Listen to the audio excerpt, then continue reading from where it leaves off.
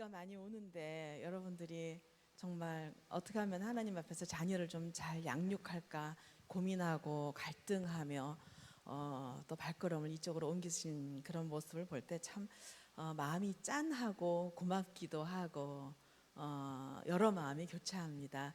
왜냐하면 자녀는 우리들에게 굉장히 큰 기쁨을 주는 존재이기도 하지만 한편으로는 우리 마음에 가장 무거운 짐입니다. 우리 부모들은 자녀를 어떻게 양육해야 되는지 고민하고 노력하고 애를 씀에도 불구하고 사실 우리 마음 깊은 곳에서는 내가 잘하고 있는가 하는 이 불안과 의심이 늘 잔잔하게 묵직하게 남아있는 것 같습니다. 사실은 이것을 이용해서 이 사회에서는 너무나 다양한 많은 교육 이론 중에 한 가지를 선택해서 절대화시키고 이렇게 하지 않으면 자녀가 마치 망가질 것 같이 그런 어떤 그 부모들의 마음을 흔드는 요소들이 꽤 있습니다. 예를 들면 자녀에게 칭찬해야 된다. 그럼 무조건 칭찬만 합니다. 무조건. 그러나 그것만 할 때 생기는 또 다른 빈 구석이 있어요. 또 어떤 때는 자녀들이 꿈을 가져야 된다. 뭘 잘하는가 보다는 뭘 하고 싶은 것이 있어야 된다. 그러면은 맨날 자녀에게 물어봅니다. 너 하고 싶은 게 뭐야? 하고 싶은 게 뭐야? 자녀들은 대답하지 않습니다. 아니, 이 녀석은 하고 싶은 것도 없어. 그럼 마치 무너지는 것 같습니다. 또 한때는 어린아이들이 이 감각이 좋아야 된다 그래서 주산을 또 열심히 하기도 했고요. 또 암기 능력이 좋아야 된다 그래서 완전히 모든 것이 그쪽으로 쏠려서 암기하고 암산하고 이런 것에 치우친 적도 있어요. 그렇기 때문에 사실은 우리 부모님들이 자녀를 잘 양육하는 것을 돕는 것이 아니라 흔드는 요소가 되기도 합니다. 왜냐하면 자녀를 양육하는 데는 수백 가지의 요소가 있어요. 그런데 그 중에 하나만 딱 따서 이것을 절대화시켰을 경우에는 나머지 것의 균형이 다 깨어지는 위험성도 있다라는 겁니다. 그렇기 때문에 세상의 풍요와 조류에 따라서 내가 자녀를 양육하면서도 내 마음 한구석은 불안한 겁니다. 조심스러운 거죠. 근데 제가 오늘 여러분과 함께 나누고 싶은 것은 바람직한 자녀 양육이 도대체 뭔가에 대한 전체적인 그림을 좀 나누고 싶어요.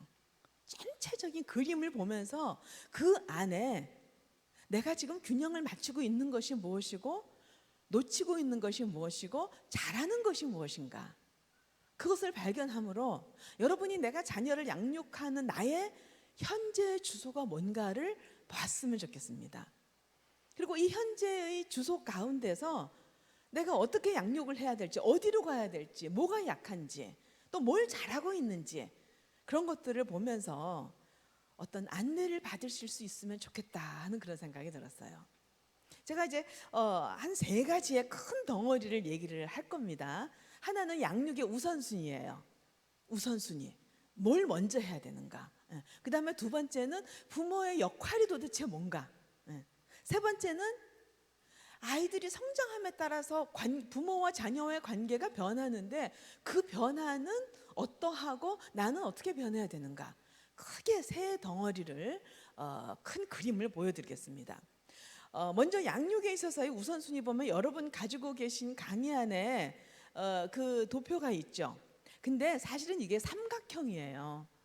제가 그 컴퓨터를 잘 못해요. 컴맹인데 또 글자 수도 많고 하다가 보니까, 그래서 제가 원래는 여러분이 삼각형이라고 생각하시고 여기다가 삼각형으로 딱 그려 놓으시면 돼요. 예.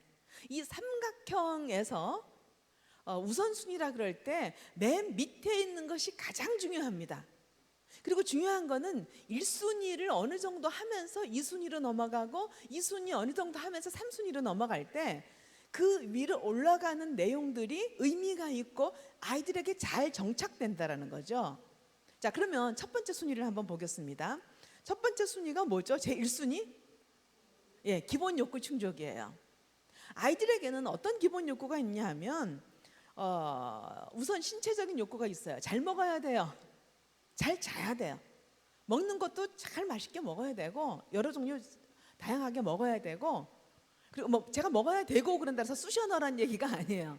즐겁게 맛있게 먹고, 그 다음에 신체적인 욕구도 있어요. 신체적인 욕구에서 먹는 것 말고 노는 것도 있어요. 네, 잘 놀아야 됩니다. 아이들이 잘 놀고 잘 자는 것이 왜 중요하면 우선요 노는 것부터 말씀을 드릴까요?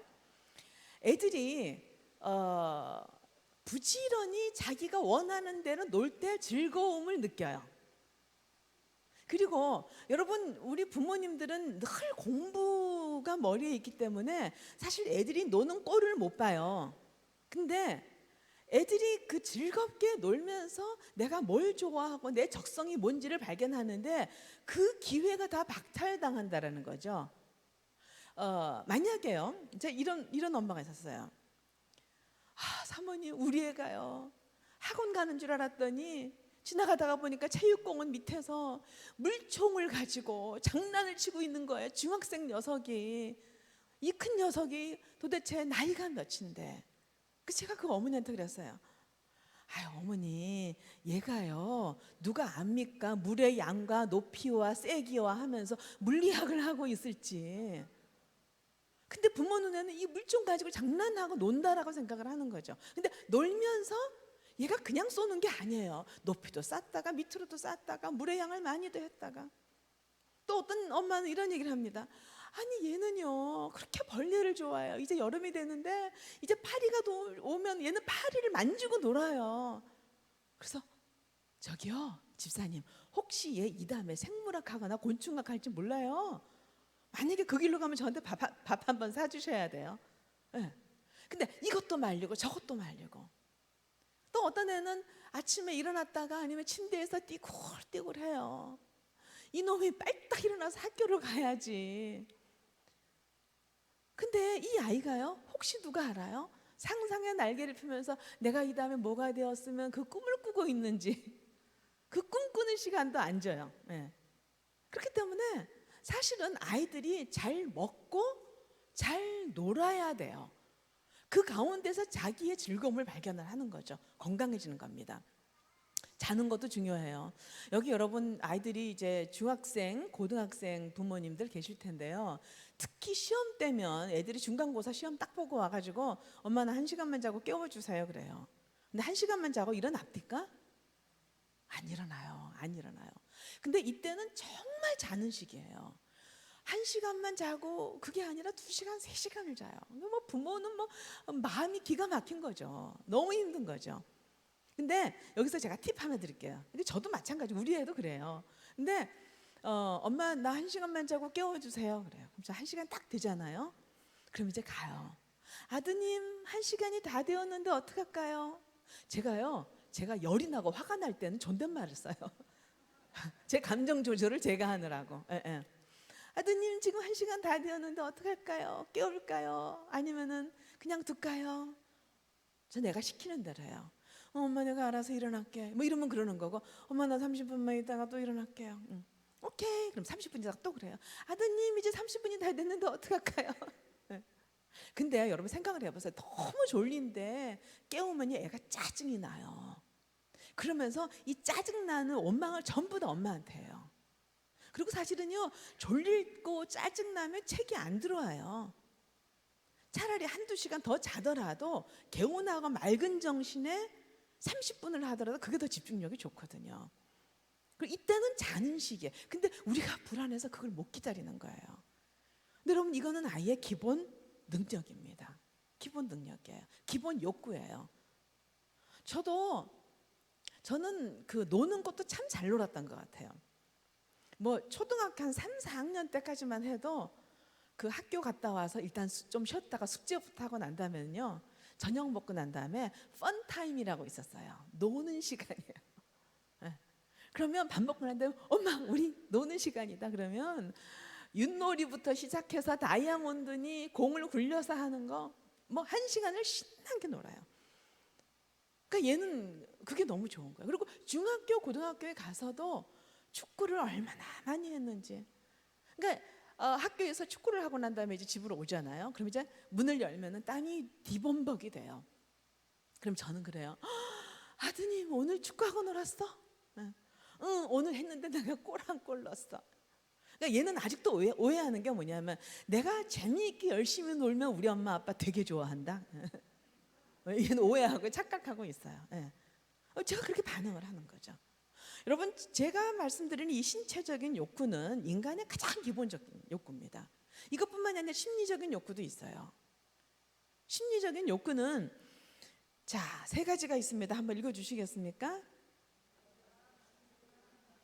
네, 안정감, 친밀감, 행복감이에요. 여러분, 애들이 언제 안정감을 느낄까요? 언제? 반대로 언제 불안할까요?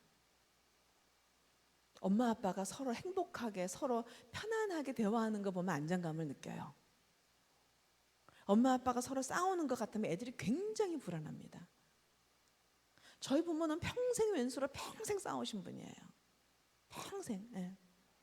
물론 마지막에 네, 60대 예수님을 믿고 그리고 회개하시고 마지막에는 좋은 관계 속에서 가셨어요. 그런데 저는 저의 친정집에서의 20몇 년은 늘 긴장과 불안이에요. 여러분, 이게 나의 에너지를 얼마나 빼가는 줄 아세요? 자녀의 에너지를 굉장히 많이 빼가요. 이런 실험을 했어요. 엄마 아빠가 막 싸워요. 그럼 애기들이 뭐 대여섯 살 된 애기들도요, 자기 방에서나 아니면 부엌 항구통에서 모르는 척해요. 그리고 딴짓하는 척해요. 다 들어요. 다 들어요. 언성이 높아지잖아요. 그러면 불안해가지고 막 울면서 달려가. 엄마 아빠 싸우지 마. 여러분, 에너지를 다 뽑아갑니다. 공부할 에너지가 없어요. 그렇기 때문에 여러분, 그 교육학자들이 그런 얘기를 합니다. 자녀의 방에 엄마 아빠가 행복하게 서로 사랑하는 모습의 사진을 갖다 두라고. 그러면 애들이 안정감이 생긴다고. 네. 이건 우리 부모가 해줄 때 아이들의 정서적인 부분에 안정감과 행복감과 그리고 친밀감이 생깁니다. 엄마 아빠가 친하게 지내고 대화하는 걸 보면은 아이들이 얼마나 행복한지 몰라요. 그리고 아이들도 배워요. 엄마 아빠한테 친근감 있게 대합니다. 자, 이 기본 욕구는 제가 말씀드리는 첫 번째 단계 신체적인 욕구, 심리적인 욕구는 우리 부모들이 굉장히 소홀합니다. 그런데 이것이 이루어지지 않으면 이 위의 것이 흔들거려요. 언제라도 무너질 수 있어요. 여러분, 삼각형을 거꾸로 한번 세워 놔 보십시오. 얼마나 불안합니까? 자, 그럼 여기서 제가 질문 하나 드립니다. 여러분 자녀들의 심리적인 욕구, 정서적인 욕구, 신체적인 욕구에 얼마나 관심을 두셨는지요? 이건 우리가 관심 가져야 하는 첫 번째 순위입니다. 이것이 되는 가운데 그 다음이 두 번째가 예측 가능한 생활이에요. 이 예측 가능한 생활은 자, 요거 1번, 2번 여러분 한번 읽어 주시겠습니까? 자, 시작.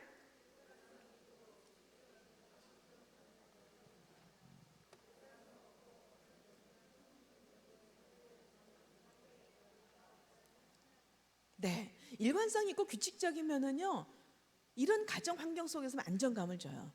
여러분, 자녀에게 가장 영향을 미치는 교육 환경이 뭔지 아세요? 가정 환경이에요. 가정 환경이에요. 근데 그 가정 환경이 늘 일관성이 없고 감정의 기복이 심하고 이랬다 저랬다 하면은 애들은 굉장히 불안정합니다. 예측 불가능한 상황 가운데서 자라는 거예요. 그래서 교육학자들이 말하기를 예측 불가능한 환경이 자녀들에게 가장 좋지 않은 환경이다. 이 얘기는 뭐냐 하면 제가 예를 들어서 좀 설명을 드리겠습니다. 제가 이제 딸에게 얘기를 했어요. 너 학교 갔다 오면 엄마랑 마트 가자 그랬어요. 그럼 얘는 학교 갔다 오면서 엄마랑 마트 가는 줄 알아요. 왔는데 보니까 우리 집에 엄마 친구들이 서너 명이 와서 커피 마시고 있어요. 얘는 불안한 거예요. 엄마한테 슬쩍 가가지고 엄마 마트 언제 가? 마트 간다 그랬잖아. 하더니 아니 가면서 오늘 못 가. 오늘 못 가. 딸은 이게 뭐지? 이게 뭐지? 자, 아빠가 그랬어요. 이번 주 토요일 날에 우리 야구장 가자. 그랬어요. 그럼 얘는 얼마나 좋겠어요, 애들이. 근데 토요일 됐는데 아빠는 침대에서 빈둥빈둥 민기적. 예. 아빠 우리 오늘 야구 간다 그랬잖아요. 그러면 아빠 힘들어서 못 가겠어. 애들이 이게 뭐지? 이게 뭐지? 또 애들 체벌도 마찬가지예요. 어떤 때는 똑같은 행동을 하는데 괜찮아 엄마가. 또 어떤 때는 똑같은 행동을 하는데 완전히 쥐잡듯이 잡아요. 막 야단을 치고 언성을 높이고 해요. 애들이 이게 뭐지? 근데 안타까운 건 뭐냐 하면 요즘에 이제 젊은 세대들이 올라올수록 특징이 뭐냐 하면 굉장히 감정의 기복이 심해요. 참 안타까운 거예요. 제가 어느 캠퍼스에서 성격 검사를 하는데 성격 검사를 하고 상담을 하는데 굉장히 감정의 기복이 심한 게 대체적으로 나타나는 거예요. 그 우리가 좀 인식을 해야 돼요. 그렇기 때문에 우리에게는 정말 일관성 있는 그런 어떤 환경을 아이들에게 제공할 때 아이들이 편안함과 안정감과 예측 가능한 환경 속에서 살아간다는 거죠. 이게 굉장히 중요한 겁니다. 왜냐하면 애들이 초등학교 때 방학을 하면 제일 먼저 아이들이 그 학교에서 하는 게 뭔지 아세요? 하루 일과표. 그렇죠? 하루 일과표. 그래서 아침에 몇 시에 기상하고 뭘 하고 이게 예측 가능한 어느 정도의 규칙적인 환경을 아이들에게 습득시켜 주는 거예요. 네, 그만큼 중요합니다.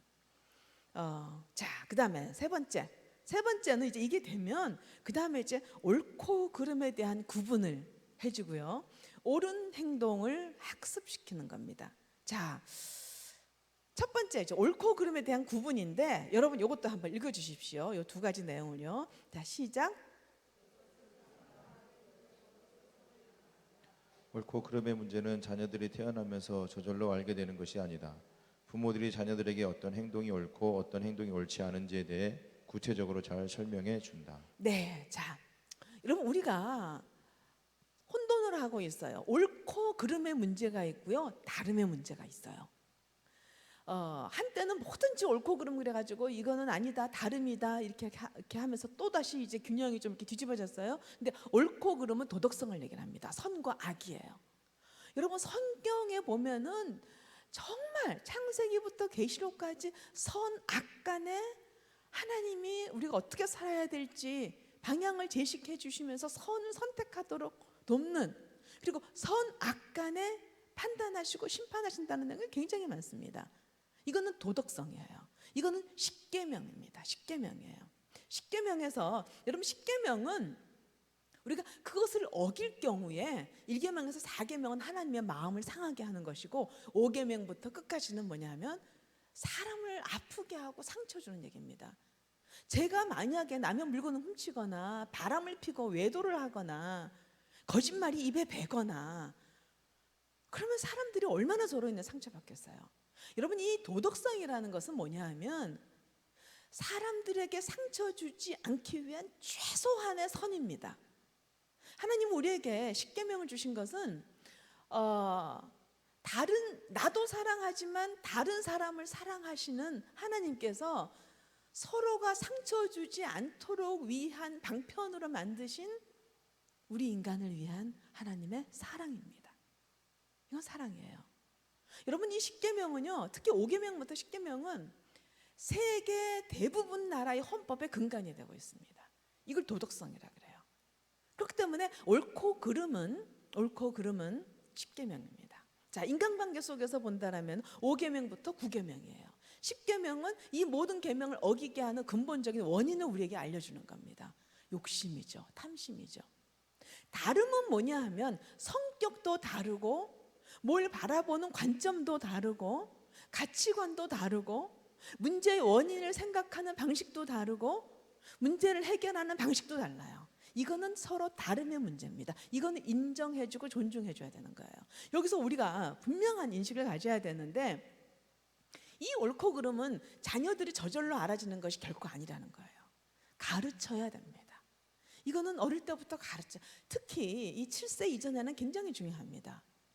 가르쳐야 되는데 저는 애를 어떻게 가르치냐면은 어릴 때 이제 막 이가 막 그냥 이렇게 나고 그럴 때 보면은 그 유아방 가가지고 그 교회에서 이제 예배 드리는데 유아방에서 딴 애들 팔을 막 물어요. 근데 제가 이제 유아방에서 섬겼거든요. 그러면 제가 어떻게 하냐면 그 무는 순간에 유아방이든 아니면 유치원이든 친구하고 놀 때든 간에 제 눈에 딱 보이면 저는 우리 아이의 팔을 더 세게 꽉 뭅니다. 그럼 애가 막 물어요. 진호야 아프지? 쟤도 아파. 그래서 하나님이 물지 말라고 하시는 거예요. 다른 사람에게 아픔을 주지 말라고 말씀하셨어. 왜냐하면 2살 이전에는 애들이 아직 이해가 좀 더뎌요. 그리고 말로 설명하기에는 느낌이 안 와요. 다른 애를 때려요? 저는 조금 더 세게 딱 때려요. 엄마 아프지? 그래서 하나님이 때리지 말라고 했어. 성과 학은 가르쳐야 됩니다. 가르쳐야 합니다. 근데 이것을 가르치지 않으니까 초등학교에서 왕따를 시키고 딴 친구에게 이 목에 뒤에다가요, 뒤에 앉은 그 학교에서 뒤에 앉은 애가 그 컴퍼스 그 날카로운 거 있죠, 그걸로 애 목을 계속 찔러요. 약한 애들에게 딱 찔러요. 그래서 나중에 선생님 보고 너 왜 그러냐 그랬어요. 그랬더니 얘가 재미로요, 옳고 그름을 몰라요. 이게 나쁜 건지 모른다니까요. 왜 그런 줄 아세요? 우리가 안 가르쳤어요. 이건 절대 저절로 알아지는 게 아닙니다. 이게 왜 중요하냐 하면 지금 우리가 살고 있는 현대 사회의 특징, 제가 이제 학교에서 현대 사회와 가정이라는 과목을 이제 그 부탁받고 연구하고 가르치면서 발견한 게 있어요. 삶이라는 관점에서 볼 때 우리가 살고 있는 현대 사회의 특징이 딱 2가지예요. 하나는 본능적으로 욕심대로 살도록 유혹하고 자극하고 있어요. 한쪽에서는 먹방을 보세요. 얼마나 맛있는지. 저희는요, 그 6시 이후가 되면은 먹는 거 많이, 생생정보통 뭐 이런 거 있잖아요. 맛있는 녀석들 이런 거 있잖아요. 저희 그런 거 보면서 막 너무 맛있겠다. 우리 다음에 칼국수 먹고 가. 삼겹살 맛있겠다. 너무나 유혹하고 있어요. 예쁜 옷들, 여러분 우리 여자들 그런 얘기, 지름신이 강림하셨다 뭐 이런 얘기하죠. 질러서 사고 싶어요. 자, 여름 되면 여자들 옷을 다 벗고 다녀요. 남자들은 시각적으로 자극이 돼요. 얼마나 유혹이 되겠어요. 만지고 싶다. 이런 자극들 속에서 우리가 살고 있어요. 근데 나의 이 본능과 욕심대로 하다가는 이 사회는 어떠냐 하면요, 이 땅에서 발도 못 붙일 만큼의 도덕성 및 신용 강조 사회입니다. 제가 왜 강조 사회라 그랬냐 하면 들키지 않으면 돼요. 들키지 않으면 돼요. 근데 문제는 이제 이 세상이 비밀이 없는 시대가 됐다는 거예요. 여러분, 성경에 그런 말씀이 있어요. 너희가 골방에서 귓속에다 대고 하던 말들이 지붕에서 전파를 탈 것이다. 물밑이 드러날 것이다. 마음 깊은 곳을 성찰하시는 분이 하나님이 세상의 모든 것을 나타낼 것이다. 저는 세상의 비밀, 여러분 CCTV가 모든 범인을 다 잡고 있습니다. 우리 돈의 흐름이 전부 다 이게 은행 구조에 다 나타납니다. 우리가 마음만 먹으면 핸드폰으로 무슨 사진이든 다 찍을 수가 있습니다. 뭐든지 다 녹음할 수 있어요. 세상에 비밀이 없어요. 저는 그래서 아이디한테 그런 얘기를 했어요. 진호야, 엄마 아빠가 인생 살다가 보니까 태산도 있고 험산 줄령도 있고 계곡도 있고 고통도 참 많아. 근데 빛 가운데로 걸어가. 그러면 하나님이 함께 하셔. 네가 생각하고 행동하는 것을 하나님은 물론 이미 알고 계시고 사람들도 다 안다고 생각하고 살아. 그러면 그게 연습이 되면 네가 자유로워져. 제가 중학교 때, 초등학교 때부터 이 얘기를 했어요. 여러분, 태산을 넘고 험곡에 가도 빛 가운데로 걸어가면 주께서 항상 지키시기로 약속한 말씀 변치 않네. 근데 이 사회가 지금 그렇게 돼가고 있어요. 여러분, 만약에요, 이 도덕적인 하자가 있잖아요. 아무리 높은 곳에 지금 유전자 검사도 다 돼요. 아무리 높은 지위에 있어도 도덕적인 하자가 있으면 어떻게 해요? 추락합니다. 추락합니다. 오래된 얘기지만 고려대 의대생 사건이 있었죠. 성추행 사건. 왜? 아니, 대한민국에서 고대 의대 가는 게 이게 무슨 얘기입니까? 근데 드러나면, 도덕적인 하자가 있으면 추락하게 되어 있습니다. 신용도 마찬가지예요. 내 마음대로 돈 질러다가 결국에는 경제 활동이 완전히 제한을 받습니다. 그렇기 때문에 여러분들이 다른 건 몰라도 이것부터 가르쳐요. 나쁜 것은 나쁜 것으로 악으로 인식하고 가르쳐야 됩니다. 저는 아이가 초등학교 때요, 일기를 쓰는데 누구누구는 태어나지 말거나 지옥에나 가야 한다 이렇게 써놨어요. 전 너무 놀랐어요. 그래서 근데 이제 일기장 다 엄마가 검사하고 주잖아요. 그래서 진호야 이게 무슨 얘기지? 그랬더니 자기 반에 있는 애가 도덕 시간에 무슨 얘기를 하는데 우리 엄마는 때려 죽여야 돼요. 그렇게 그랬대요. 그러니까 선생님도 놀라고 얘도 놀란 거예요. 그러니까 얘는 지옥에나 가거나 태어나지 말았어야 한다라고 일기장에 쓴 거예요. 제가 이사야서 42장을 폈어요. 피면서 그렇게 그랬어요. 진호야, 사람에게는 다 장점도 있고 약점이 있어. 근데 그걸 하나님은 어떻게 보시나 한번 볼까? 그래서 42편에 상한 갈대를 꺾지 않으시고 꺼져가는 심지를 끄지 않으시는 그분에 대해서 했어요. 우리 옛날에 아빠 학교 갈 때 그때 갈대숲이 참 많았지. 근데 그 갈대숲 하나가 꺾어진들 하나님이 무슨 상관이냐. 근데 하나님은 그거 하나 살리고 싶어서. 또 지난번에 그 엄마랑 그거 한번 해봤지. 촛불 켜고 부는 거 연습해봤지. 그거 하나 꺼진들 무슨 상관이냐. 근데 그건 하나님이 혹시 꺼질까 봐 그렇게 하죠. 그래서 우리도 그런 마음을 가지면 좋겠어. 그랬더니 얘가 그리고 이제 우리 기도하자. 네가 먼저 기도해. 그러니까 하나님 저도 잘못한 점이 참 많은데 그 친구를 욕한 걸 용서해 주세요. 애들은요 스폰지입니다. 안 가르쳐서 그렇죠. 가르치면 스폰지처럼 스며요. 2학년 때 반장이 됐어요. 집에 오자마자 엄마 나 맴매 만들어 주세요. 왜? 그랬더니 떠드는 애 때려야 된대요. 그 제가 그랬어요. 아니야. 하나님은 지도자는 섬기는 자 본이 되라 그랬어. 그래서 반장은 뭐 하냐 하면 쉬는 시간에 칠판에 혹시 선생님 글씨가 있으면 지우는 거고 수업 다 끝나고 노는데 누구 왕따 시키면 얘 우리 같이 놀자 그러는 거야. 혹시 소풍 가서 혼자 밥 먹는 애가 보면 있나 보고 우리 같이 먹 그게 반장이야. 근데 얘가 그리고 이제 얼마 안 됐어요. 한 달도 안 됐어요. 근데 어느 엄마가 저에게 전화가 왔어요. 우리 애가 팔이 부러져 가지고 기부스를 했는데 얘가 이제 걸어서 한 10분 거리예요. 집이. 한 달을 아침에 일찍 저한테도 그랬어요. 누구 가방 들어줘야 된다고. 한 달을 가서 걔 가방 들어주고 끝나고 걔네 집까지 데려다 주는 거예요. 그래서 이제 그 엄마가 그랬어요. 진호야 너무 고맙다. 그랬더니 아니에요. 그것은 반장으로서 마땅히 해야 되는 일이에요. 여러분 우리가 얼마나 많은 가르칠 수 있는 기회들이 많은데요. 이 옳고 그름이 잘못되면 도덕성의 하자가 있으면 어떻게 해요? 얘는 여러분의 자녀가 어떤 위치에 있더라도 추락합니다. 예전에는 안 그랬어요. 예전에는 공무원들이 월급이 적어서 뒷돈 받는 게 용돈이었고요. 그리고 정말 그 사장집은 그 운전기사가 그 집에 전부 다 화단까지 다 관리했어요. 그 능력이었어요. 국회의원들이 여자가 몇 있는 것도 이거는 그들의 정말 기쁨이었을 거예요 아마. 지금은 천만의 말씀이에요. 아니에요. 이거 중요합니다. 자, 옳고 그름에 대해서 구분을 했어요. 옳은 행동을 우리가 가르쳤어요. 그러면 이것이 네 번째 단계는 뭐냐 하면 좋은 행동을 강화시키고 나쁜 행동은 벌 주는 거. 이게 이제 인성이죠. 몸의 습관이 되도록 하는 거죠. 그래서 우리가 먼저 자녀들의 좋은 행동을 좀 눈여겨보고 마음껏 칭찬하면 좋겠는데 여기에 있는 두 가지를 여러분이 한번 읽어주십시오. 자, 시작. 칭찬은 사람의 마음을 기쁘게 하고 성장시킨다.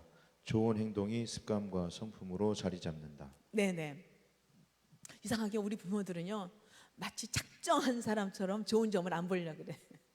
그거 보면 얘가 자만해지고 풀어질까봐 겁이 나죠. 근데 그렇지 않아요. 네.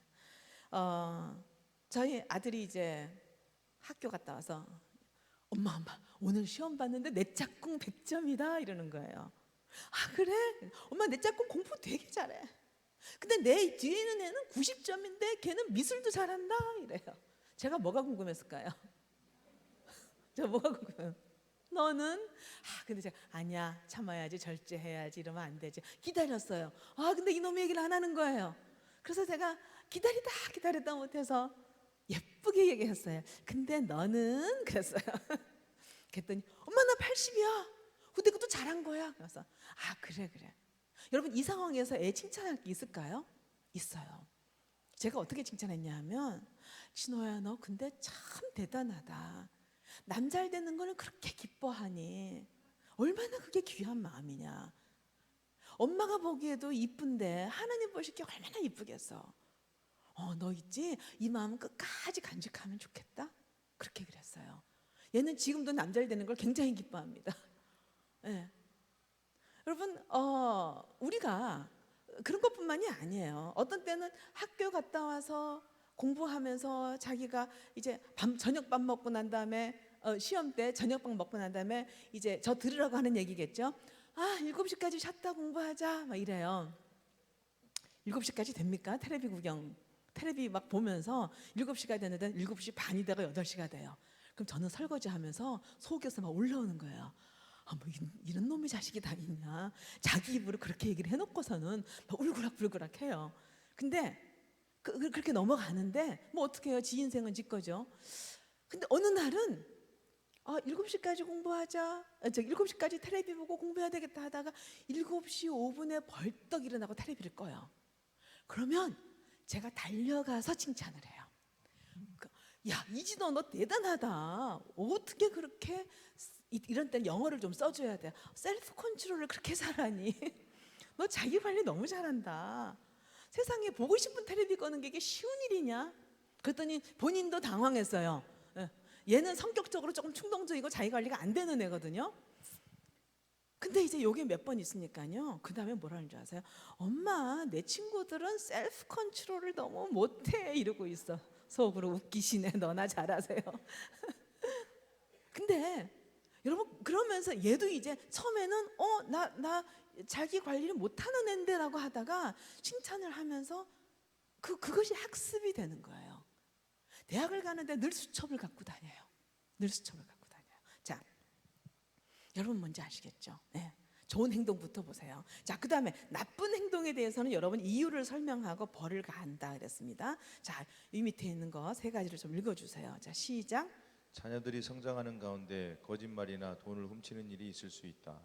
나쁜 행동에 대해 벌을 가하는 것은 심증이 아니라 물증이 있을 때 가능하다.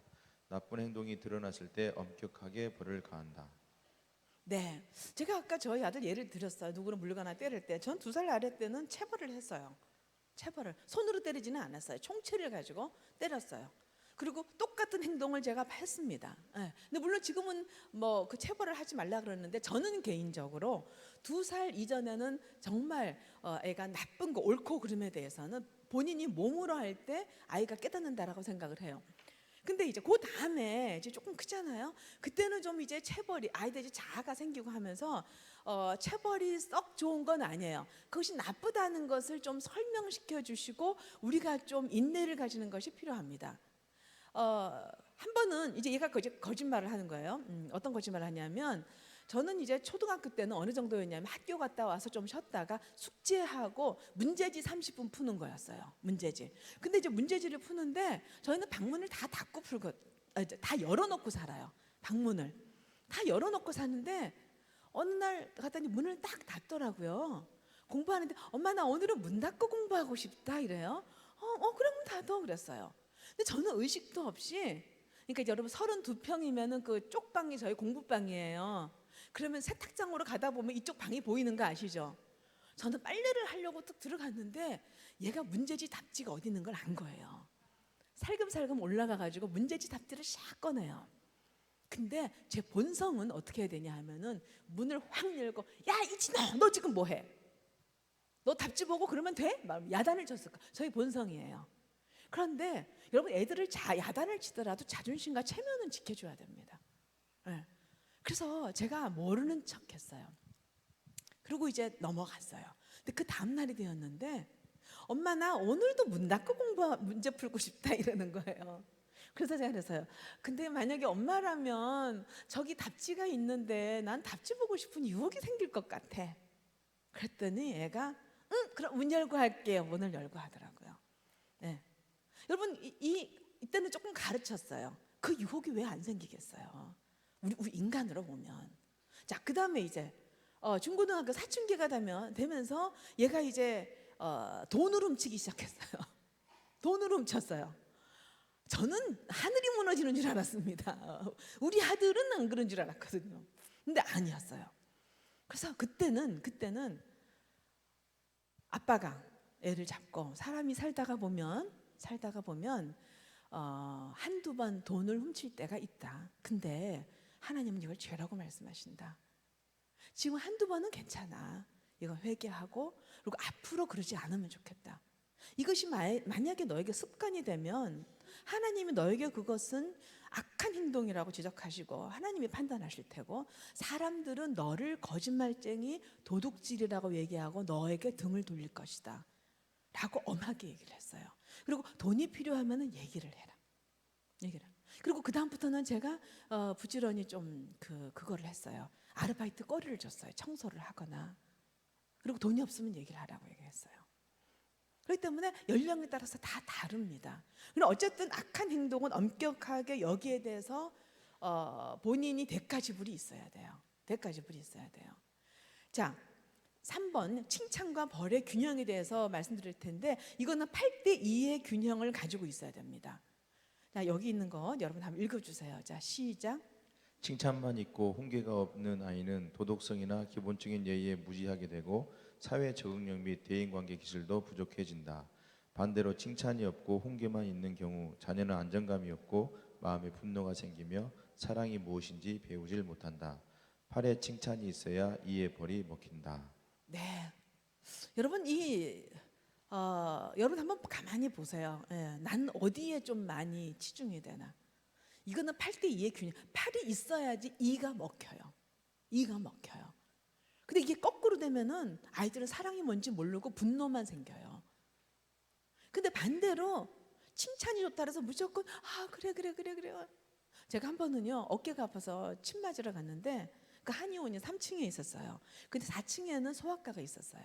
이제 엘리베이터를 탁 타고 이제 저는 3층을 누르는데 그 어머니는 어떤 어머니가 한 5살쯤 됐는지 모르겠어요. 딸을 데리고 오면서 4층을 눌렀어요. 근데 갑자기 애가 울면서 엄마 내가 누를 건데 왜 엄마가 눌렀어? 막 대를 쓰는 거예요. 그러니까 이 엄마가 미안해 엄마가 미안해 잘못했어 이러는 거예요. 저는 속으로 아무 말도 안 했지만 엄마가 뭘 잘못했지? 엄마가 뭘 잘못했어요? 만약에 애가요 이런 식으로 엄마가 양육을 하잖아요. 그럼 얘는 이제 커가지고 어떻게 되는 줄 아세요? 내 뜻대로 안 되면 다 상대방이 잘못한 거예요. 내 뜻대로 내 원하는 대로 안 되면 상대방이 다 잘못한 거예요. 근데 이 아이가 유치원까지는 갈 수 있어요. 초등학교 가면 서로서로 왕따 되기 시작합니다. 이런 친구랑 누가 삽니까? 누가 친구하겠어요? 그러니까 여러분이 그렇게 하면 아이를 망치는 길입니다. 그렇기 때문에 쓸데없이 무조건 미안하다 하는 것도 여러분 문제의 성질을 빨리 정리하셔야 돼요. 이게 선과 악의 문제인가 도덕성의 문제인가. 만약에 저라면 이랬을 거예요. 네가 누르고 싶었구나. 진작에 네가 얘기했으면 엄마가 기다릴 텐데. 그래? 이따가 병원 갔다 갈 때는 네가 눌러? 이러면 되는 거죠. 그렇기 때문에 우리가 무분별하게 어떤 훈육을 사용하지 않기를 바랍니다. 그리고 마지막이 실력 및 재능 개발이에요. 여러분 이거는 마지막 영역이에요. 최우선 영역이 아니에요. 우리가 어떤 부모는요, 믿음 좋은 신앙 좋은 부모는 말씀을 가지고 아이를 협박하고 그래요. 하나님 너에게 달란트를 많이 주셨는데 네가 그걸 사용하지 않아서 악하고 게으른 종하고 하나님 널 책망하실 거야. 근데 여러분 여기서 충성이란 얘기가 뭔지 아세요? 충성된 그 잘한 사람은 착하고 충성된 종아 이제 그러면서 칭찬을 하시죠. 충성은 영어 표현으로 faithful 아니면 trustworthy 신뢰받을 만한 성품, 믿을 만한 성품을 얘기를 한 겁니다. 이 충성이 목숨 바쳐서 공부하는 거 아니에요. 저는 성경을 보면서 이게 지금 잘못 번역이 되어 있어요. 그것이 얼마나 많은 사람들의 신앙을 해치고 교회를 해치는지 몰라요. 이거는 옳고 그름에 상관없이 군대에서 하는 충성, 로열티가 절대 아닙니다. 절대 아니에요. 그런데 삶은 엉망이면서 도덕성은 없으면서 무조건 교회에서 열심만 하고 공부만 열심만 하고 그러면서 충성이라는 거죠. 더군다나 계시록에 보면은 죽을 때까지 충성하라. 그러면 생명의 멸관을 줄 것이다. 죽기까지 충성하라. 생명의 멸류관을 줄 것이다. 여러분 이 얘기 앞뒤 문맥과 그걸 보면은 어떤 내용이냐 하면 너희가 이제 곧 환난을 당할 거다. 근데 죽을 때까지 하나님 앞에서 신실함을 지켜라. 그 얘기입니다. 근데 우리가 잘못 알고 이 말씀을 가지고 이제 애들을 억압하기 시작하는 거예요. 아니에요. 여기서 말하는 건 아이들에게 성실한 성품, 정직한 성품, 책임감 있는 성품 이런 것들을 얘기를 합니다. 자, 그러면 이 5가지 중에서 한번 보십시다. 여러분 이 중에서 가장 관심사를 뒀던 영역이 어디였던가요? 어딘가요? 만약에 내가 역삼각형이라면 아이의 어떤 재능과 실력에만 관심이 있었다면 굉장히 위험합니다. 굉장히 위험합니다. 언제라도 무너질 수 있습니다. 지금도 늦지 않았어요. 은혜는 뭐냐 하면 지금도 늦지 않았어요. 우리가 제 1순위부터 기본적인 욕구부터 관심을 가져야 됩니다. 그럴 때 아이들이 건강하게 자라날 수 있습니다. 우리의 우선순위를 조정해야 됩니다. 자, 요 그림을 여러분이 머리에 좀 가지고 계시면 좋겠어요. 두 번째가 부모의 역할이에요. 부모의 역할 제가 5가지의 역할을 말씀드릴 겁니다. 이 얘기를 들으면서 여러분이 나는 어느 역할에 많이 치중을 하고 있나 보세요. 그리고 어느 부분을 잘하는가 보세요. 어느 부분이 약한가 보시고 그 부분을 조금 조정하시기를 바랍니다. 첫 번째는 이제 공급자 역할이에요. 부모들이 공급자 역할. 이거는 물질적인 필요나 정서적인 필요를 채워주는 걸 얘기를 합니다. 이거는 제가 아까 기본적인 욕구 충족 제 1순위에서 말씀을 드렸죠. 두 번째가 뭐냐면 보호자 역할을 하는 겁니다. 우리 부모는 위험하고 타락한 환경으로부터 자녀를 보호해야 됩니다. 근데 애들이 어릴 때는 물리적인 환경이에요. 놀이터에서 위험한 곳에 가면 안 되고 칼 만지면 안 되고 우리가 보면서 아이들이 그런 식으로 그런 면에 보면서 보호를 해야 되는데 애들이 커가면서 우리가 정말 보호해야 되는 그런 영역들이 있어요. 이 사회가 지금 잘못 가고 있어요. 근데 잘못 가고 있는 영역이 결국에는 우리 자녀들에게 부메랑으로 돌아와서 우리 자녀들에게 해를 줄 겁니다. 자, 지나친 경쟁 사회. 지나친 경쟁 사회. 여러분 소아 신경정신과는 지금은 정말 몇 달 전에 이미 다 예약이 되는 거 아세요? 너무 어떤 애는요 머리카락을 뽑아요. 여자아이인데 머리카락을 다 뽑아. 네. 스트레스예요. 제가 TV에서 그 인터뷰하는 걸 봤는데 어린이날이 돼가지고 아나운서가 어린이에게 물어봤어요. 어린이 뭐가 되고 싶어요? 그랬더니 저는 할머니가 되고 싶어요. 놀라서 왜요? 그랬더니 공부 안 해도 되고 직장 안 가셔도 되잖아요.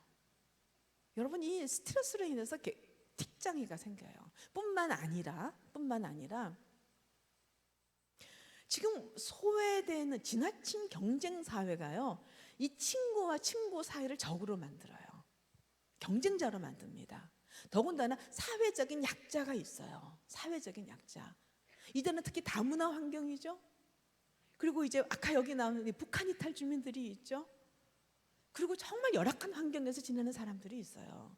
우리가 이 사람과 더불어 간다라는 마음이 없이는 이 사람이 나중에는 이제 어떤 이 사회에 부메랑이 되어서 협박할 수도 있어요. 지금은 이제 SNS가 있습니다. 이 SNS가 있어서 이 불만 세력들이 집결되고 그리고 이 사회에 혼돈을 주는 요소가 될 수도 있어요. 저는 예전에 저희 집 앞에 딸 세대는 집이 있었는데 아버지가 돈을 너무 함부로 써가지고 그래서 결국엔 집이 날아갔어요. 근데 막내딸이 이제 고등학생이 됐거든요. 그래서 나중에 이제 집이 날아가니까 이제 딴 데 이사를 간 거예요. 제가 그래서 그 딸에게 고등학교 들어가면 혹시 또 공부를 더 하기 위해서 뭐라도 여러분 그 뭐 인터넷으로 강의를 듣던 뭘 할지 모르니까 저희가 3년 동안 10만 원씩 통장에 넣어줬어요. 왜냐하면 기회를 주고 싶어서. 부모는 그렇지만 그 아이에게는 기회를 주고 싶어서. 여러분 우리가 더불어 살아야 돼요. 저는 북한 이탈 주민들 또 장애를 가지신 분들하고 굉장히 친합니다. 우리 더불어 살아야죠. 그렇기 때문에 이 경쟁 사회에서 자녀를 보호해야 돼. 근데 부모와 자식은 안 돼요. 이제는 이거는 교회에서 해야 돼요. 교회에서 초등학교 때부터 유치원 때부터 우리 믿는 자녀들에게 너 누구 왕따 하는 거니? 하나님이 악하다고 하는 거야. 혹시 혼자 있는 애 누군지 빨리 살펴보고 같이 놀자.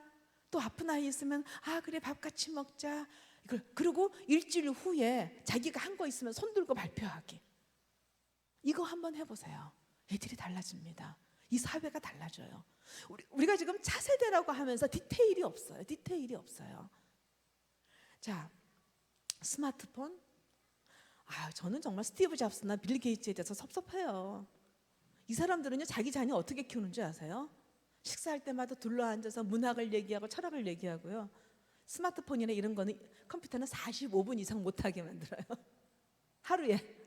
그래 놓고서 남의 새끼들은 말이야 몇 시간씩 해서 중독되게 하고. 이것도 교회 학교에서 해야 됩니다. 이것이 주는 폐해에 대해서 저는 이 프로그램을 보면서 너무 고맙더라고요. 학생들에게 구체적인 것들을 가이드해 주셔서.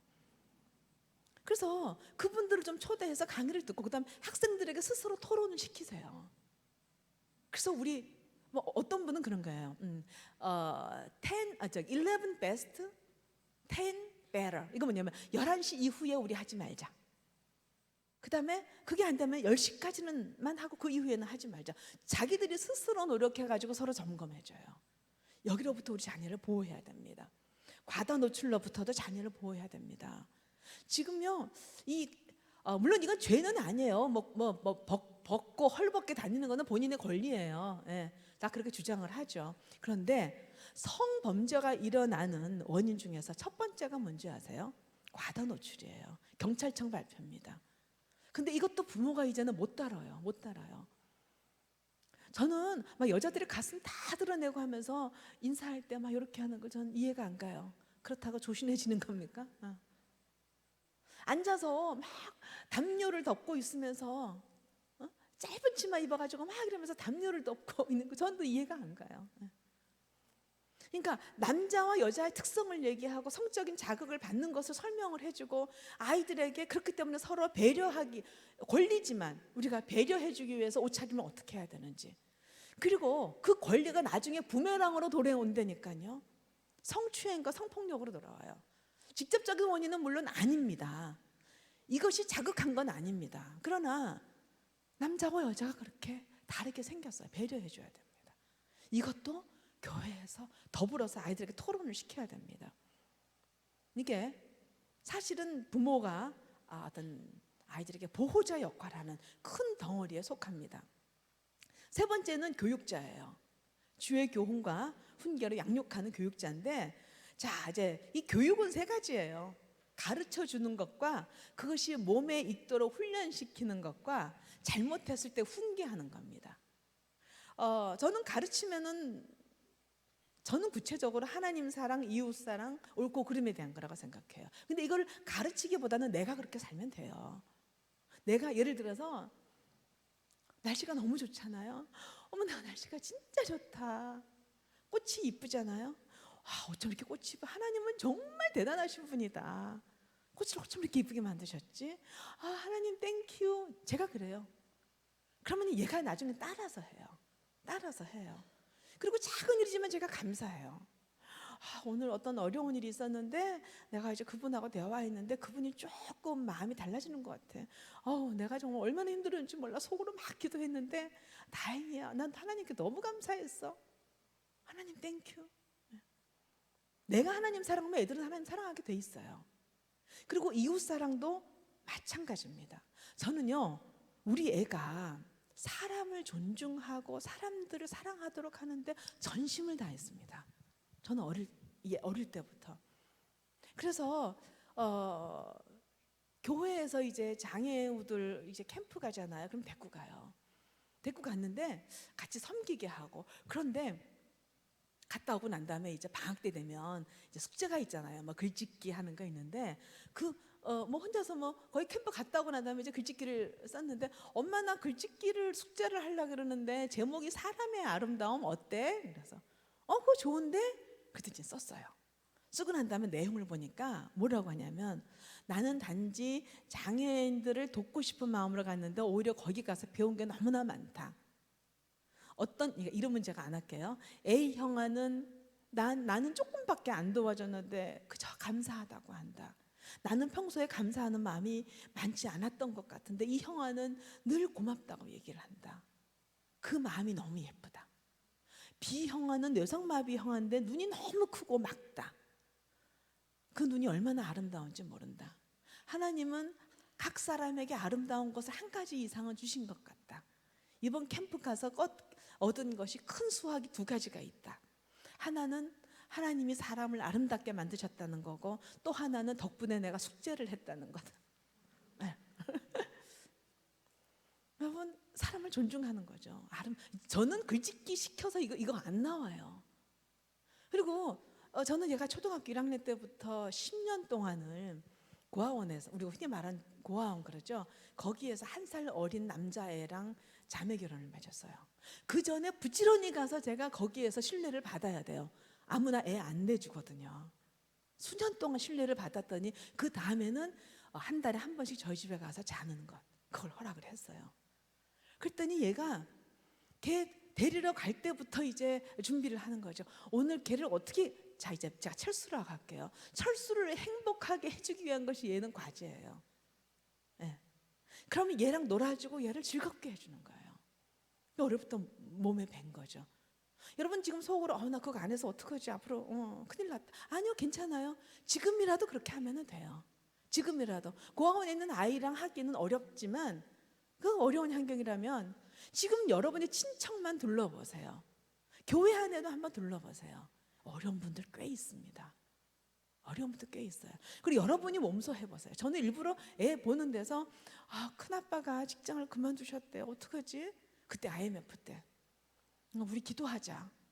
그랬더니 얘가 나 큰아빠한테 선물하고 싶어. 성경책에다가요. 큰아빠 지금 이 어려운 시기지만 잘 견디시도록 제가 기도할게요. 성경책 선물하고. 그러니까 그런 필요들을 우리가 부지런히 내가 먼저 해야 돼요. 그럼 애들은 따라와요. 자, 그다음 옳고 그름은 제가 아까 설명을 드렸습니다. 제가 여기서 한 가지 더 얘기를 할까요? 제가 이제 아이에게 하나님을 사랑하고 사람들을 존중하고 사랑하는 걸 가르쳤더니 지금 얘가 지금 홍익대에서 건축을 공부를 했어요.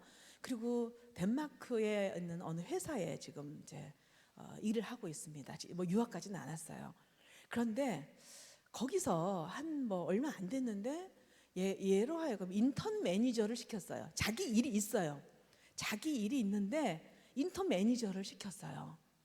그런데 얘가 이제 무슨 얘기를 하냐 하면 1년에 한 번씩 이제 휴가를 오고 또 이제 일주일에 한 번씩 화상 통화를 해줘요.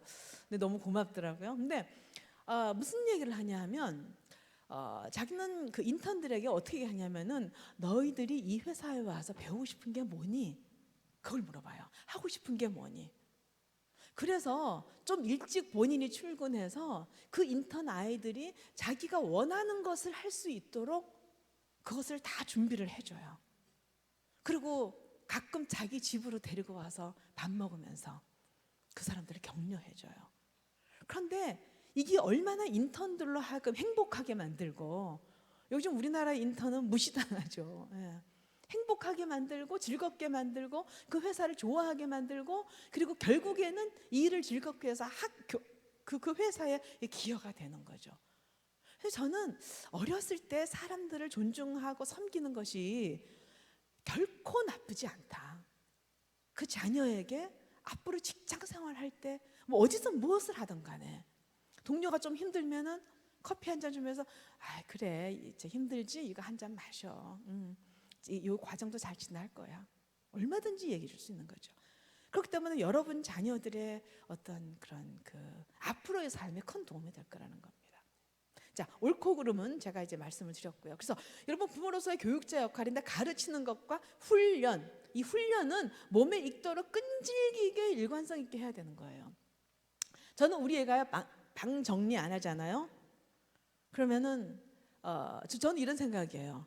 아니 이 공부도 물론 뭐 잘하지 뭐 1등 이런 거는 하진 않았지만 저는 아니 공부 잘하면 뭐 하냐. 자기가 잤던 방도 안 개는 놈이 나중에 이 사회에서 어떻게 살래? 이게 저의 지론이었어요. 그래서 저는 방 잔 이불 안 개잖아요. 그러면 3번 걸리면 페널티가 있어요.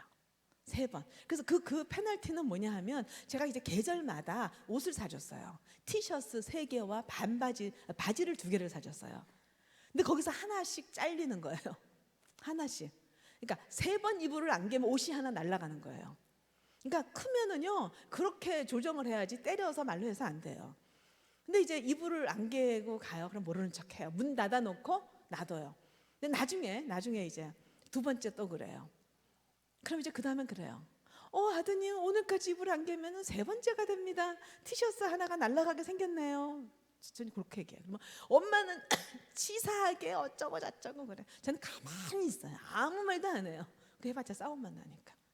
그리고 말없이 티셔츠 하나 잘라요. 근데 그러니까 이제 자기 몸에 배는 거예요. 이게요. 차라리 내가 개주는 게 더 편해요. 근데 책임감을 키워야죠. 이런 게 이제 훈련입니다. 자, 훈계는 제가 아까 말씀드렸죠. 선악간에 이제 체벌하는 것과 칭찬하는 것을 말씀드렸습니다. 자, 교육자 역할 다음이 4번째 역할이 뭐냐 하면 친구 역할이에요. 부모하고 친해야 돼요. 함께 놀아야 됩니다. 전 저희 남편에게 정말 고마운 게 뭐냐 하면 굉장히 바쁨에도 불구하고 아이하고 시간을 꼭 가져줘요. 그러니까 주말 되면 그래도 한 달에 1-2번 정도는. 그리고 평소에는 어릴 때는 목욕도 같이 했어요. 목욕 얼마나 재밌게 하는지 몰라요. 장난감 집어넣고 서로 막 뿅 그러면서 뭐. 그리고 학교 다닐 때는 어떤 데 자전거를 같이 타요. 근데 저희 남편이 저에게 그 얘기를 해요. 여기 아빠들이 많아야 되는데 근데 아빠들한테 가서 구박하지 마세요. 그러면 어머니 학교 가지 말라 그래요. 얘가요 달라져요. 자전거 타면서 아빠빠 있잖아 내 짝꿍이, 아빠빠 있잖아 선생님이. 그렇게 말이 많아요. 그렇게 말이 많아요. 친해야죠. 여러분 애들이요 커서 문제가 있을 때 부모님은 그래요. 아니 왜 그걸 왜 엄마 아빠한테 얘기를 안 하고 혼자서 끙끙 앓냐 그러는데 애들 입장에서도 이유가 있어요. 2가지가 돼 있어야 돼요. 친해야지. 평소에 친해야지 가죠. 또 하나는 거기서 배울 것이 있어야 가죠. 배울 것이 있어야죠. 가서 더 직사게 야단만 맞으려면 왜 얘기합니까? 안 하죠. 그거를 우리가 보험을 들어놔야 돼요. 평소에 보험을 들어놔야 됩니다. 친구가 돼야 돼요. 그 다음에 마지막에 뭐냐면 인생의 안내자입니다. 먼저 경험한 사람으로서 우리가 안내자가 안 되면 누가 안내자가 됩니까? 삐걱거리는 친구들이 안내자가 됩니까? 아니에요. 애들이 군대 가기 어려울 때 아니면 중학교로 올라갈 때 우리 다 두려움이 있었잖아요. 엄마도 중학교 갈 때 굉장히 걱정됐어. 또 무서운 선생님이고 또 아니면 내가 잘 따라갈 수 있을까? 그냥 자기 얘기만 하는 거예요. 자, 그러면서 우리가 인생의 안내자 역할을 하는데 이런 부분에 있어서 우리가 5가지 역할 5가지 역할 중에 내가 어떤 걸 잘하나 한번 보세요. 어떤 부분이 약한가? 어디에 치우쳐 있나? 그러면서 그 균형을 좀 맞추면 될 것 같아요. 맨날 가르치기만 하는가? 안 그러면은 맨날 대해줄 것만 대해주고 공급만 해주고 돈만 대주고 그리고 기도만 하는가? 아니에요. 부모 역할 5개를 하나님 우리에게 명령하셨어요. 하나님 아버지는 우리에게 이런 5가지 역할을 해줍니다. 여기도 균형이 필요해요. 자, 마지막으로 연령에 따른 자녀 양육의 우선순위에 대해서 말씀을 드릴 텐데 기초는 본이 되는 것과 기도예요. 여러분 그 말씀에 보면 그런 것이 자녀를 노엽게 하지 말라 그랬죠. 에베소서에 보면 자녀가 언제 노여워지는 줄 아세요? 애들이 화내면 무조건 뭐 미안해 이게 아니라 언제 노여워지는 줄 아세요? 첫째, 기본적인 욕구 충족이 안 됐을 때. 애기들이 배고프고 또 기저귀 오줌 싸고 그러면 울잖아요. 기본적인 욕구 충족이 안 되면 애들은 노여워해요. 2번째, 부모는 안 그러면서 나한테 요구할 때. 아니 엄마 아빠는 안 그러면서 왜 나한테는 얘기해? 그거 요구할 때 애들 노여워합니다. 세 번째, 욕심을 가지고 나를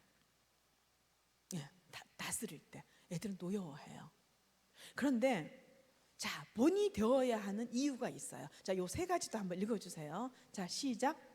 부모가 우리들을 담는다.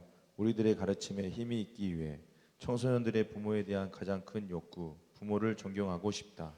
네, 우리가 본이 되어야 되는 이유는 뭐냐면 애들이 우리를 닮아요. 예, 그거는 뭐 설명은 안 드려도 알죠. 아마 목사님이 여러 분 많이 설명하셨을 거예요. 제가 어느 날 그 엘리베이터를 탔는데 그 애들이 하는 짓이 그 부부가 말을 굉장히 틱틱거리고 해요. 뭐 어쨌잖아, 뭐 어쨌잖아, 막 이렇게 얘기를 해요. 아 시끄러, 막 이렇게 얘기를 해요.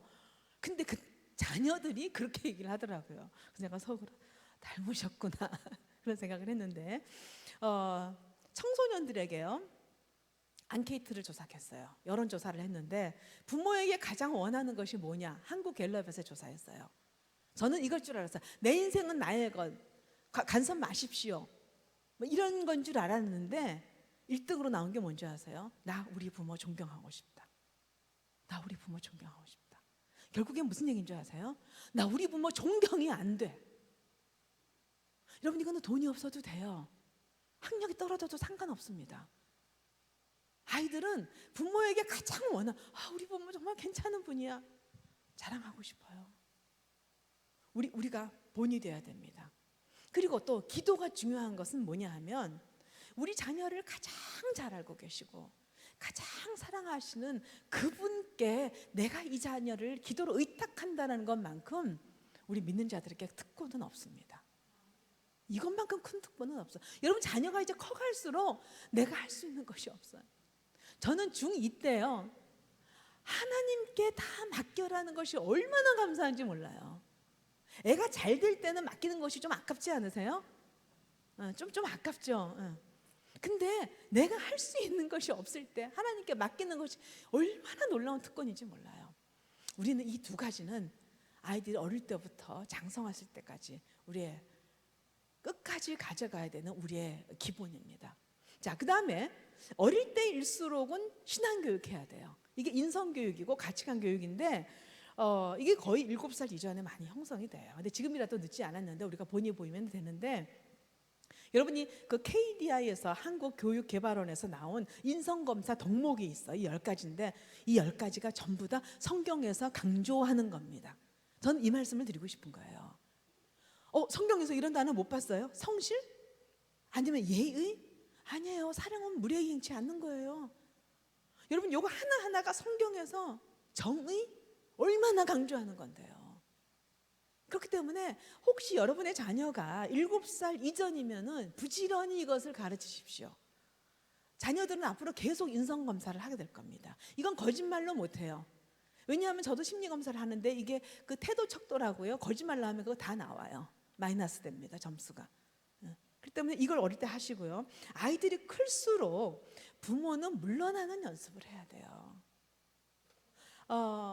여러분 부모 저는 이제 10살 이후부터 생각을 하는데 부모가 물러나지 않으면 자녀는 절대 자기의 인생이 될 수가 없어요. 우리 부모는 겁이 나서 꽉 붙잡고 있어요. 큰일 날 것 같아요. 애 인생이 망가질 것 같아요. 이건 마치 마약 중독하고 똑같아요. 이걸 놓을 수가 없는 거예요. 근데 그렇지 않습니다. 이거를 빨리 할수록 자녀는 자기 인생이 듭니다. 저는 성격적으로 강한 편에 속해요. 그래서 저는 어떻게 생각한 줄 아세요? 늘 너 힘주면 애 망친다. 힘주면 애 망친다. 남편에게 대해서 아이에 대해서 힘주면 망친다. 그래서 저는 제 머리가 비었다라고 생각해요. 이 연습을 정말 피 흘리기까지 투쟁하는 겁니다. 피 흘리기까지 투쟁해요. 그리고 아이의 프라이버시에 대해서 관여하지 않아 알려고 하지 않습니다. 여러분 애 10살 이후가 되면 알려고 하지 마세요. 제가 한 번은요 얘가 이제 엄마 나 주일인데 엄마 나 친구 만나러 가 그래요. 그래서 저는 그냥 학교 친구 아니면 교회 친구 그랬어요. 그랬더니 엄마 뭘 자꾸 알려 그러세요. 제가 sorry 미안해 그리고 보내고 난 다음에 제가 하나님 저요 더러워서 엄마 노릇 못 해먹겠네요. 정말이에요. 더럽고 치사해서 엄마 아빠 노릇 못 해먹겠어요. 근데 그러면서 제가 자꾸 배우는 거야. 물러나자. 알려고 하지 말. 여러분 자꾸 관여하고 체크하는 만큼 애들은 거짓말만 늘어납니다.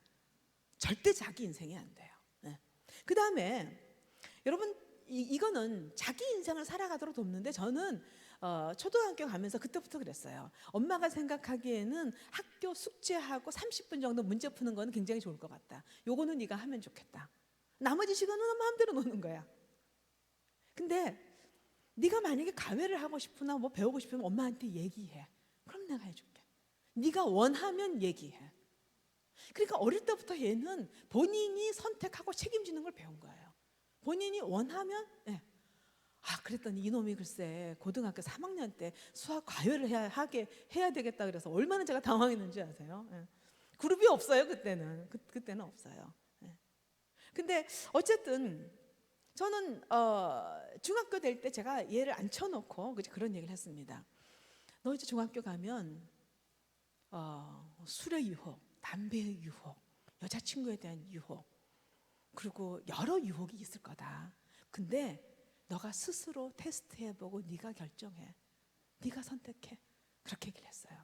그랬더니 엄마 난 딴 건 모르겠는데 술은 먹어보고 싶어. 그래? 엄마랑 한번 먹어볼까? 소주, 맥주, 양주. 참고로 저희 남편은 성교학 교수로 있습니다. 목사예요. 제가 늘 얘기하기를 아빠가 목사지 네가 목사냐, 그치? 애를 자유롭게 해주는 거예요. 자유롭게 해주는 거예요. 근데 얘 엎치락뒤치락 다 했어요. 고등학교 때 어떤 때 야자하고 오는데 보니까 얼굴이 빨개요. 얼굴이 빨개요. 그럼 제가 모르는 척해요. 아유 피곤하겠다 얼른 씻고 자. 애들하고 먹은 거예요. 그럴 수 있죠. 그럴 수 있죠. 스스로 테스트 해보면서 본인이 선택, 그게 진짜입니다. 여러분 저는 얘가 대학을 재수할 때도 마찬가지예요. 딱 봤는데 1지망은 떨어지고 2지망 3지망이 됐어요. 그때 제가 무슨 얘기를 했냐면 네가 할 수 있는 거는 한 4개인 것 같다. 2지망도 괜찮아 가든지. 안 그러면 네가 아쉬우면은 걸쳐놓고 네가 반수를 하든지. 안 그러면은 네가 재수를 하든지. 재수를 하되 대전에서 하든 서울에서 하든 네가 선택해. 네가 너 잘 생각해봐. 우리는 네가 잘 생각하고 잘 선택하도록 기도로 도울게. 이게 부모의 역할인 거죠. 그러니까 부모는 얘가 나한테 엄마 나 어떡하지? 얘는 떨어질 줄 몰라서 엄마 나 어떡하지? 물어볼 때야 비로소 제가 반응할 수 있는 겁니다. 묻기 전에는 절대 얘기를 꺼낼 수가 없어요. 저는 맨날 나는 반응하는 존재. 그럴 때 자기 인생이 됩니다. 자, 그러나 자녀가 요청할 때는 얼마든지 도와줄 수 있어요. 이걸 위해서 제가 보험을 들어야 된다 그랬죠. 2가지예요. 대화하면서 친해야 돼요. 평소에 어릴 때부터 친해야 됩니다. 그리고 또 하나는 나에게서 얘가 얻어갈 것이 있도록 존경할 점이 있어야 돼요. 그럴 때 우리가 이 아이에게 인생의 안내자 역할을 해줄 수 있는 겁니다. 제가 예전에 어느 교회 군인 많은 자운대가 아니라 계룡대 교회에서 제가 강의를 했어요. 어느 분이 저에게 상담을 하더라고요. 상담을 할 때 무슨 얘기를 하냐면 자기는 정말 이번에 승진될 줄 알았대요. 그래갖고 딸들하고 막 기도를 했대요. 그리고 자기는 이제 이분은 뭐 유학 갔다 오면서 무슨 뭐 기술도 익히시고 자기는 충분히 될 자격이 있다고 생각했대요. 그리고 승진하고 싶었대요. 그리고 애들한테도 기도 제목을 내고 함께 했는데 떨어졌다는 거예요. 이거 애들에게 어떻게 하면 좋습니까? 그래서 제가 그랬어요. 만약에 저라면 이렇게 얘기할 것 같습니다. 아빠는 정말 승진하고 싶었어. 그리고 승진될 만큼 자격이 있다고 생각을 했어. 그리고 하나님 그렇게 인도해 주시라는 믿음도 있었거든. 근데 막상 떨어지고 나니까 아빠가 너무 충격적이더라. 너무 부끄럽고 너무 당황스럽고 창피하고. 그런데 하나님한테 기도하면서 이런 생각이 들더라고. 나보다 훌륭한 사람이 참 많았구나. 그래도 나는 이 나라를 지키기 위해서 열심히 일하겠다. 저라면 애들에게 이렇게 얘기할 것 같아요. 그리고 이것을 깨닫게 해주신 하나님께 정말 감사해. 그랬더니 이분이 가만히 있더니 저한테 메일 주소를 달래요. 메일 주소를 드렸더니 그 다음 주에 연락이 왔어요. 그렇게 했더니 아이들이 하나님을 기뻐하고 찬양했다는 거예요. 사진을 찍어서 보냈어요. 여러분 부모는 잘해 돈이 많고 뭐가 높은 지위가 있고 그때만 조언을 줄 수 있는 게 아니에요. 저희 남편은 굉장히 가난했어요. 아버님이 굉장히 사업을 하시다가 왕창 망했는데 저희 남편은 그 누나 형들은 한때 부귀를 누렸지만 저희 남편 그걸 누리지 못했어요. 초등학교에 가면서부터 망하셔서 그냥 계속 떨어진 거예요. 대학교 졸업하면서 남의 집 가정교사로 있었어요. 그런데 어느 날 이제 저희 아들은 대학 가면서 이제 아르바이트를 했어요.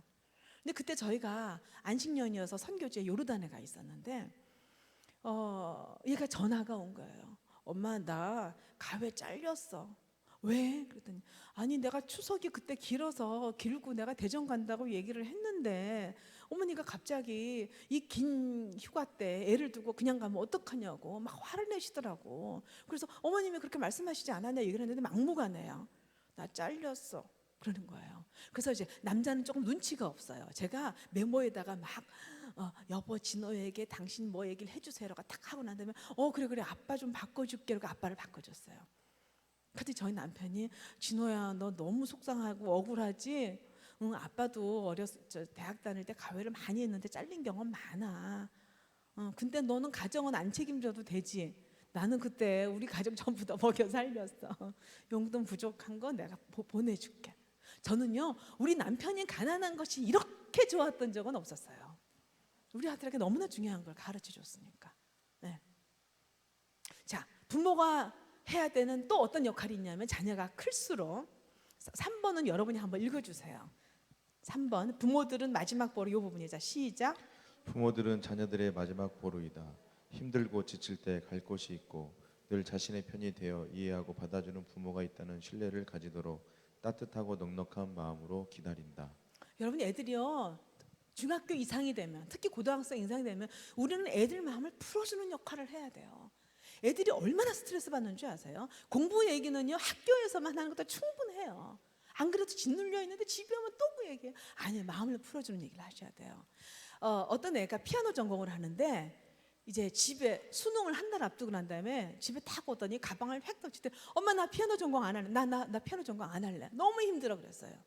자 저라면 어떻게 얘기를 했을까요? 너 지금 미쳤니? 수능 한 달 앞두고 지금까지 피아노 레슨에 쳐들인 돈이 얼만데 그랬을 거라고요. 근데 이 지혜로운 엄마가 뭐라고 했냐면은 네가 남들은 공부만 하면 되는데 너는 피아노까지 하느라고 얼마나 힘들었니?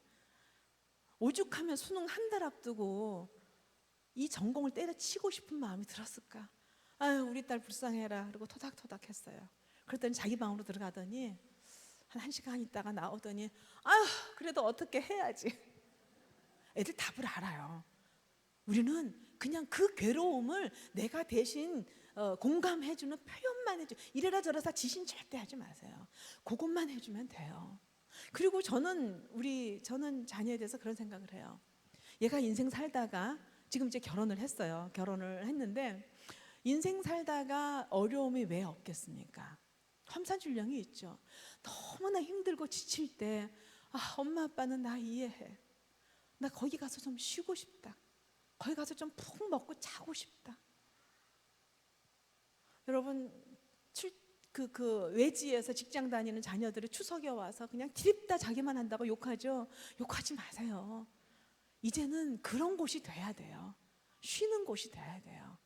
그래서 너 살다가 힘들면 언제든지 여기 와. 여기서 좀 쉬었다가 마지막 보루입니다. 이거 애들에게 심어줘야 돼요. 그것이 부모의 역할입니다. 연령대로 변화하는 거죠. 제가 크게 3가지 그림을 말씀을 드렸는데 여러분의 어떤 자녀 양육의 방식을 좀 점검할 수 있었으면 좋겠다는 생각이 들고요. 또 잘하는 부분은 잘하시고 또 부족한 부분은 보완하시면 좋겠어요. 자, 아마 여러분들 중에서 주눅 드신 분도 많을 거예요. 근데 여기서 굿뉴스가 하나 있습니다. 제가 성경 구절 하나만 읽고 마치겠습니다. 시편 139편 9절에서 10절 보면은 내가 새벽 날개를 치며 바다 끝에 가서 거주할지라도 거기서도 주의 손이 나를 인도하시며 주의 오른손이 나를 붙드시리로다. 여러분 자녀가 어쩌면 학교를 안 갈 수도 있고요. 아니면은 여자를 사귀면서 지금 타락할 수도 있고요. 아니면 몰래 담배와 술로 찌들 수도 있고요. 아니면은 공부 때려치겠다고 방탕한 생활을 할 수도 있고 컴퓨터에 중독될 수도 있어요. 괜찮아요. 내가 너무나 불안한 새벽 날개를 치면 바다 그 한 끝에 파도 끝에 얼마나 위험하고 외로운 상황 거기에 있어도 주의 손이 나를 인도하시고 주의 오른손이 우리를 붙드십니다. 거기에 하나님이 여러분과 함께 하십니다. 소망 가지시고요. 힘내시길 바랍니다. 감사합니다.